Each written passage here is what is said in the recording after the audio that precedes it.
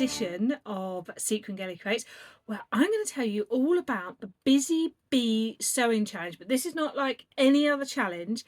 There are eight YouTubers taking part, and we're going to bring you over 3 months. I can't do my fingers today.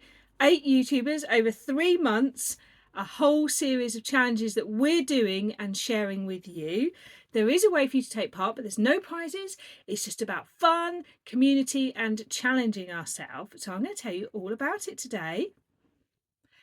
But I won't be telling you all of it. I'll be telling you half of it, and Christine of Gemini Stitches will tell you the other half. So you need to watch mine and Christine's to put it all together. So, what am I talking about? So let's start with a year ago, about this date.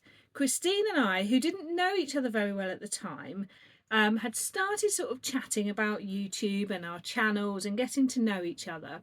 And we'd come up with this idea of doing a challenge. We wanted to do it to get to know more of the online sewing community. We wanted to do it to challenge ourselves. And also, at that point, because we were quite young YouTubers in terms of our channel's life, we wanted to have some really great content to share with you all. So we came up with the idea of the Busy Bee Sewing Challenge, and it is inspired by the sewing bee, but it isn't the sewing bee, it's just an inspiration. And we found some other lovely vloggers last year, including Sam of Sew Let's Sparkle with Sam and Carol of Sew Carol. And we, over 3 months, did some challenges. So about 3 months ago, Christine and I, who know each other quite well now, and if you don't know, there's several vlogs of us sewing together, shopping together, etc. And we said, shall we do it again? And we were like, yeah, I really enjoyed that last year. It was good fun. Let's do it. So we put a call out to other YouTubers to see if they were interested, and 6 YouTubers came forward. And during this episode today, I'm going to tell you about 3 of them, and then you'll need to hop over Christine's episode because she'll tell you about the other 3. And Christine and I are going to have a little reminisce about last year as well. So where shall I start? I think I'm going to start with my reminisce. When I think back to last year and my channel was only a couple of months old, I hadn't at that point worked out how to be part of like the vlogger tours. I'd never done a vlogmas. I hadn't really got in my groove or anything yet. And so it was so lovely that Christine and I created this challenge because it gave us a chance to talk to other vloggers, but also it did give us chance to sort of give our sewing something different. And that's what I really like about this challenge, is the something different. So just like last year, the first challenge will be a pattern challenge, and in the style of Esme handing out a pattern. We don't get to pick our own pattern. Each of us has someone else that's going to give us a pattern. We can put a few requests in, either like no zip, no trousers, no swimming costumes, that sort of thing, or surprise me. But another vlogger will have chosen a pattern for me. And last year it was Christine that chose the pattern for me, and I still remember receiving it through the post and being blown away that Christine had actually stuck together a PDF pattern for me. Pretty phenomenal. And also sent me a chocolate bar with it, which lasted less than 24 hours. For the pattern challenge, Christine sent me the Closet Core sepia pants, and they have become an absolute favourite in my wardrobe, and I will put a picture in here, to the point where actually they really pushed me to do things that I wouldn't have done if I hadn't felt like I needed to live up to the challenge that Christine sent me. And it included things like a paper bag waist, which I'd kind of written off as something suitable for myself, really interesting pockets, and actually sewing anything other than just a big wide leg loose trouser. So I was extremely grateful for Christine's choice because it did push me. So I'm really looking forward, and not just push me in terms of doing something hard, but given me the opportunity to really think creatively as well. And I actually made my finished pair out of some curtains from a charity shop, and they were like super thin. It was really nice. And I can't wait for this year because I work well under feeling that I'm accountable to someone. I like that. Other people, it makes them kind of go, ooh.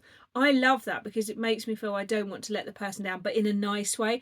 And I wouldn't put myself in that position if I didn't want to feel that way.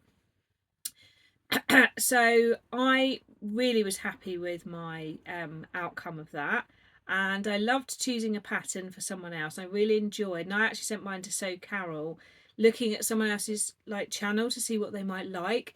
So right now I have just sent mine to my pattern swap person, and I do hope I pitched it right for them, because there's nothing worse if I sent them like some super form-fitting bodycon dress and that's just not their thing.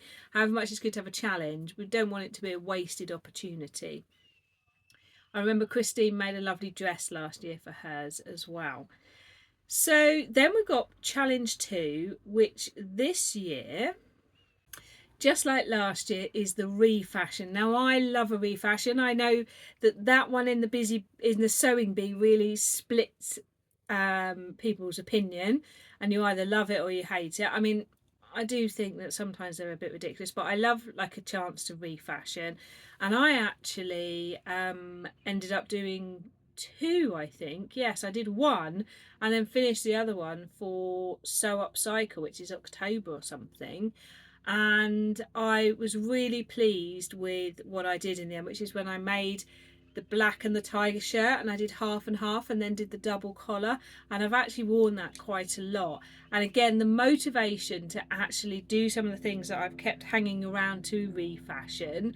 And like last year, it'll be quite wide, so you could take a piece of clothing you've got that you've sewn and change it so you wear it. You could take some ready-made clothing ready to wear and do that, or you can take something like some curtains and make it into something. So it is a refashion in that sort of biggest sense, in that it's just not bought fabric, so you can't just use fabric from your stash. It's not like So Frugal. This is taking something that already exists as something, and it can be more than one something as well. So I took 2 shirts and put them together. So I'm trying to remember what I think Christine did, some shorts if I remember, so I do hop over and have a look. I'm testing my memory here, and I remember So Let's Sparkle with Sam sorted a dress out that she wasn't wearing. I definitely remember that. And I remember So Carol took a skirt that she'd been in the wardrobe, I think, and she made it into a top if I remember rightly. They all still exist in a playlist, so I will link that in my notes, so you could definitely go and have a little revisit of all of that if you haven't seen them. It's quite fun to watch. And then this year, the 3rd challenge, which will be out in September. So each challenge takes a month because it gives people time to do it properly, to think about it and reveal. So the 3rd challenge this time is create an item or outfit for a Mediterranean getaway. So we've left it as item or outfit because they could make a bag, or it could be just a top, or it could be the full works. So there was in the Sewing Bee, if you've seen it or if you can see it, and I not everyone can watch it, there was a Riviera week, and it was create an item of clothing to wear on the French Riviera. Some people did go as far as making outfits, but actually Patrick and Esme were quite clear that it was an item. I will put a few of those up here. That was the week. That was the week of the gorgeous wide leg trousers. So we've gone with Mediterranean getaway because it's just basically nice and hot. And it keeps it nice and loose. Because one of the things Christine and I wanted to make sure is that people are sewing something that they'll then wear. We don't want things wasted, and we don't want people doing something just for challenge sake. So we felt a Mediterranean getaway, it can even be worn in whichever country our challenges are in, when it's a bit warmer. Last year, the final one was a bag, and I actually I did a refashion with my bag, and you know what? I still use that bag now. It's on the floor down here. I'll put a picture in, but I take it to work every week. It's a bit of a wintry looking bag. I really could do doing a summery one. So I was really glad I did that, because actually it was something that I made sure I made something that I would get use out of. So now we've gone through the challenges and had a little reminisce. I'm going to be looking over here a bit because I'm going to tell you about our lovely busy bees. So we have, as I said, 8 of us this year, and I'm going to put them up here. So Christine's going to talk about, obviously this is Christine and I. Christine's going to talk about 3, and I'm going to talk about the other 3. If you don't follow these people on YouTube and Instagram, please do, because that's one of the great things about this challenge, is it gets you to know other people if you don't know them. So my first contestant to talk about is Kate of Ripper Seams.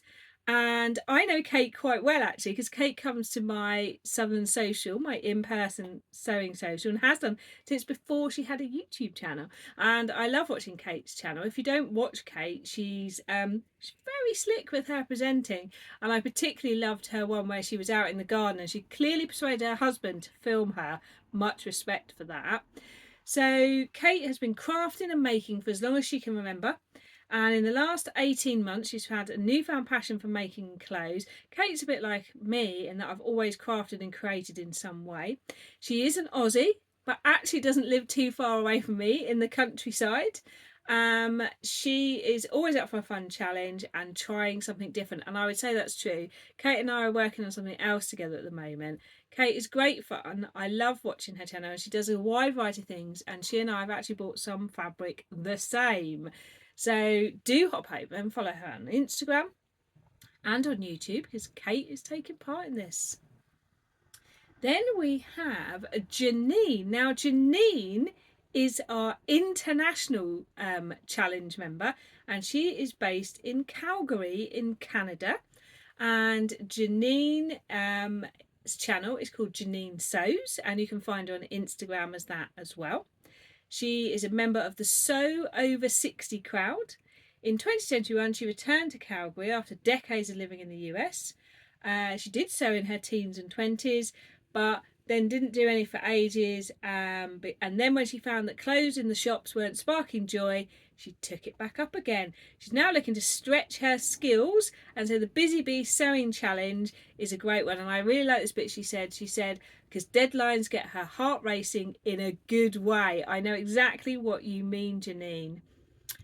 And then my final person, because obviously we know the lovely Christine, and if you don't, hop over after and watch Christine's half of this, and you'll know lovely Christine too. So my final contestant to tell you about is Claire. Claire is Loves Red Sews and is the same on both Instagram and YouTube. Claire has been sewing for around 11 years, but sewing has always been in her life as her mum sews too. Snap, me too, Claire. She's 50 and lives in Rugby, and she's really excited to take part in the challenge, and she's hoping to push herself out of her comfort zone. Well, I really hope whoever's sending Claire her pattern does that, because that's a really good thing to want to do. Now, Claire is a gorgeous person. I've met Claire in real life when we went to the Guthrie and Garney. It was like a special event they had there. I met Claire there, and that was before she had a YouTube channel.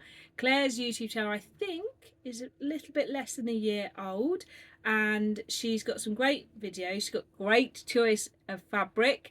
I love her. She and I have very similar tastes, actually, and she shares her lovely makes on both Instagram and YouTube, so make sure you go and check her out as well.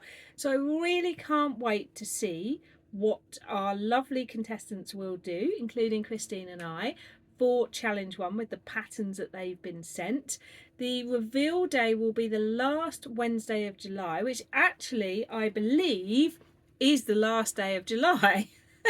Many of the contestants, I say contestants, that makes me sound fancy, many of the people taking part in the challenge are doing thoughts vlogs at the beginning, so you don't have to wait to the end of July to hear about it.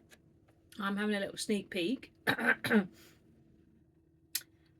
Yes, the last day of July is the 31st, so that's when the reveals will be, so set your calendars for then.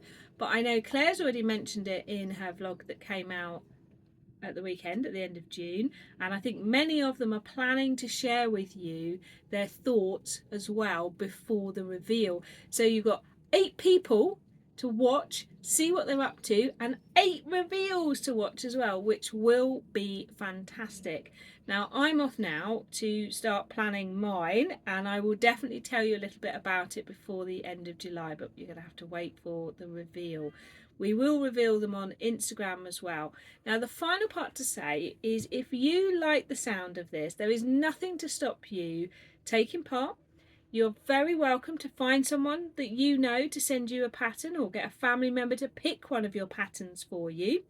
And what you can then do is share yours on the last day of July on Instagram, or you can contact us like as a direct message, or you can leave a comment, and I'd love to be tagged in them. I love it when people tag me in photos connected to things. So if you did share it on Instagram, you could tag me and Christine and say, made this for the sewing challenge. We're hoping to do a little review at the end so we can include yours in that.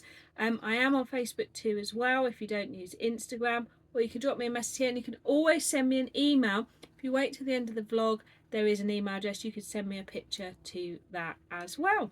So please now hop over and watch Christine's half to find out about 3 other contestants and her memories of last year. Catch you again soon. Bye.